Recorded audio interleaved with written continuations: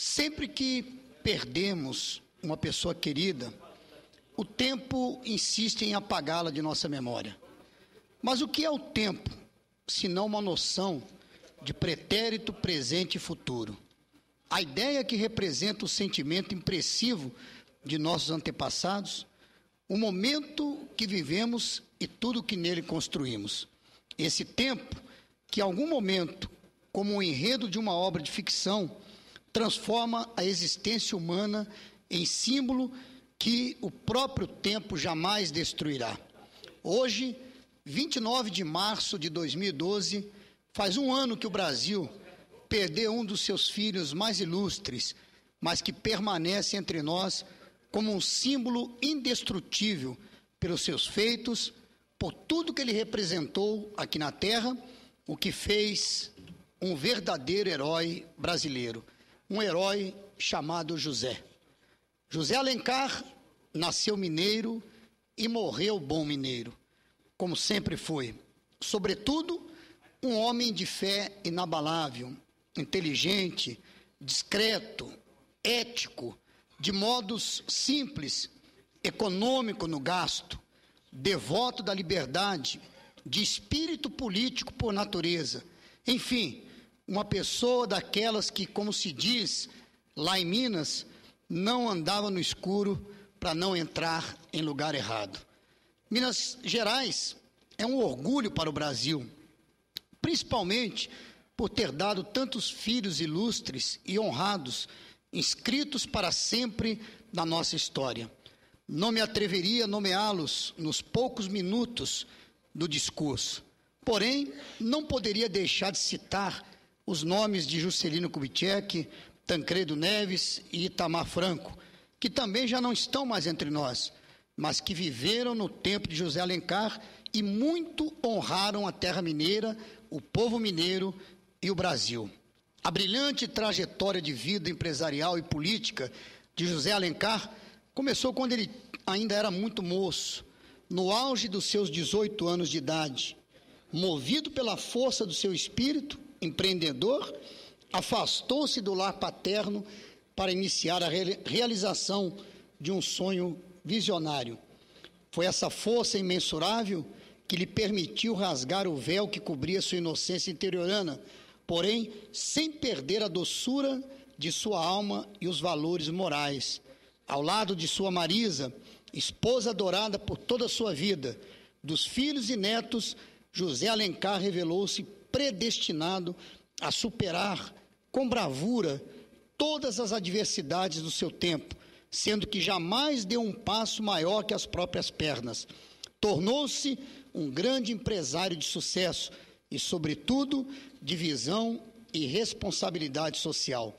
José Alencar não tinha formação superior, mas era um sábio, capaz de dar lição de negócios aos mais renomados estudiosos do assunto. Para mim, sua maior lição empresarial era quando ele próprio dizia que suas empresas não lhe pertenciam, mas sim à sociedade. Elas eram bens da sociedade e que ele apenas tinha a responsabilidade de administrá-las. A função principal de suas empresas era produzir e vender produtos, gerar trabalho, renda e pagar impostos. E isso justificava sua preocupação empresarial, que era muito maior do que aquilo que hoje se prega como responsabilidade social das empresas.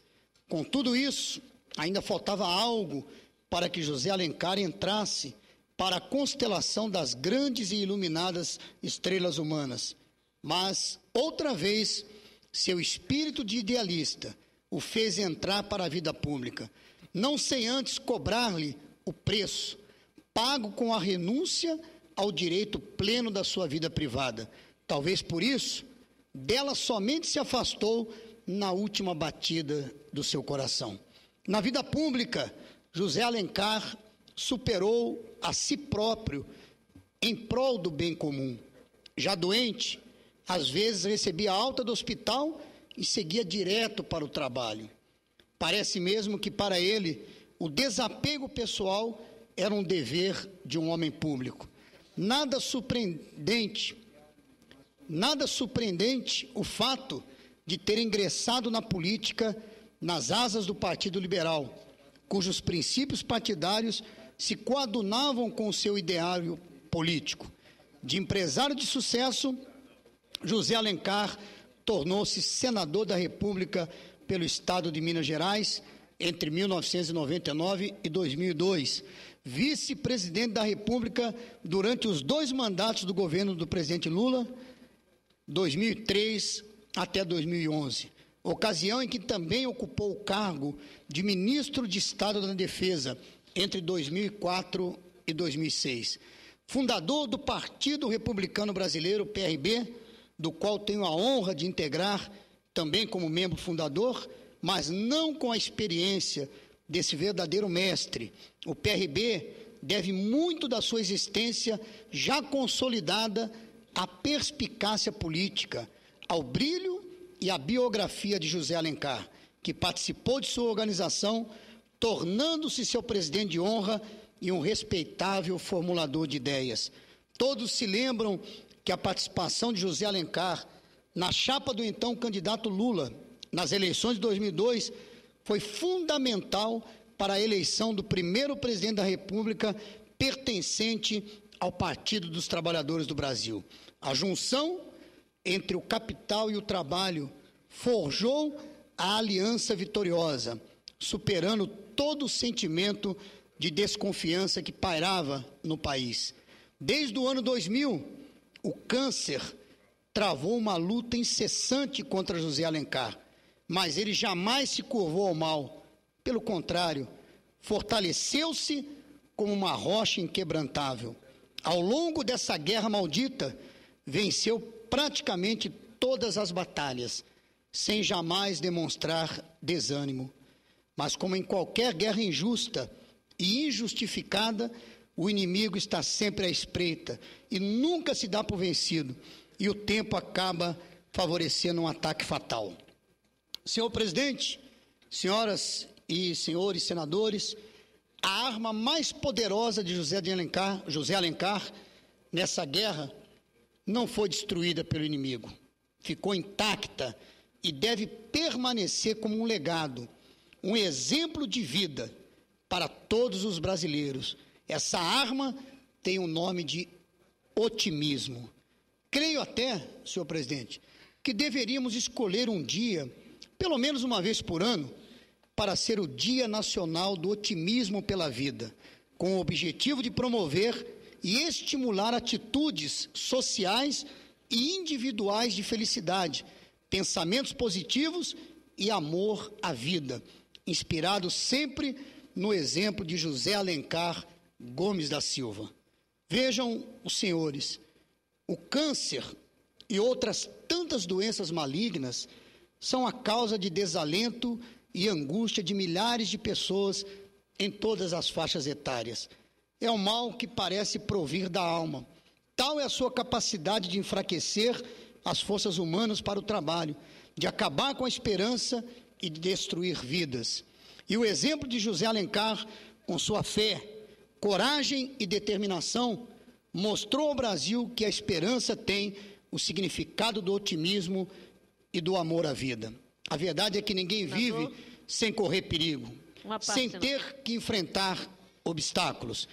Esse é o sentido da superação, que não combina com a fraqueza e nem com o desvio de conduta, mesmo diante do perigo da morte. Concedo a parte à senadora Lídice da Mata. Muito obrigada, senador Eduardo. Só para saudar a Vossa Excelência e também o senador Pedro Simon. Ambos estão saudando de forma absolutamente digna e necessária a figura grandiosa do ex-vice-presidente da República, José de Alencar. Quero parabenizá-lo pelo seu pronunciamento. Obrigado, senadora. Diante das aflições causadas pelas doenças e por todos os problemas que atormentam as pessoas e a sociedade, o otimismo, pelos seus componentes de fé, coragem e determinação, pode ser um remédio que tranquiliza o espírito e ajuda as pessoas a encarar as dificuldades com ânimo e esperança. O otimismo é vital para quem deseja viver plenamente. Mesmo nos momentos difíceis da vida, as pessoas otimistas conseguem mais facilmente alcançar a superação. Quem é otimista nunca perde a esperança de que coisas boas aconteçam. É isso que dá força e anima o espírito para lutar pela vida, mesmo na adversidade. Todo esforço é válido, é útil, é necessário, é positivo. Não só os doentes, mas também as pessoas sadias, os médicos, enfermeiros, todos nós devemos buscar compreender o sentido da fé, da esperança e da compaixão para uma aproximação da nossa condição humana ao modo de viver feliz e de fazer as outras pessoas felizes também. Esse é certamente o melhor remédio para a cura de todos os males. O exemplo de amor à vida, deixado por José Alencar, é uma das coisas mais importantes que aconteceram no nosso país nos últimos tempos. Um valor que não pode jamais ser esquecido.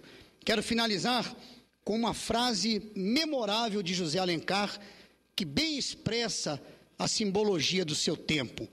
A vida que não passamos em revista não vale a pena ser vivida.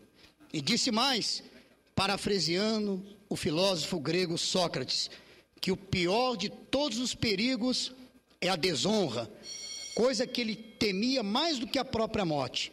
Para Zé Alencar, o homem público que perde a condição moral, mesmo em vida, pode se considerar morto, ao passo que o homem que procede corretamente, mesmo depois de morto, continua vivo. Ouso acrescentar que tudo na sua vida valeu a pena. A infância pobre, a saudade dos pais, o cansaço atrás do balcão de sua pequena queimadeira de Caratinga, as renúncias que lhe foram impostas, a esposa amada, os filhos queridos, as empresas que criou para a sociedade, o mandato de senador, o trabalho no Ministério da Defesa, o mandato de vice-presidente da República, a fundação do PRB e até o maldito câncer que lhe tirou a vida para torná-lo estrela, herói, um símbolo indestrutível da nossa história. Eu agradeço, muito obrigado, e gostaria, finalizando, que a data de ontem e a data de hoje, ela tem para mim um simbolismo muito forte. Hoje é o aniversário da morte de Zé Alencar, e ontem recebemos a notícia da cura do presidente Lula do seu câncer. Quer dizer, ele enfrentando a mesma luta que enfrentou Zé Alencar. E eu creio que foi a primeira vitória nessa batalha. Então eu quero, um dia antes da morte, o nosso presidente Lula vence o câncer. E no dia seguinte nós aqui podemos dizer, comemoramos o aniversário da morte desse grande homem que eu conheci, tive a oportunidade de conversar com ele várias vezes, em função do nosso trabalho dentro do PRB, o grande homem Zé Alencar. Obrigado.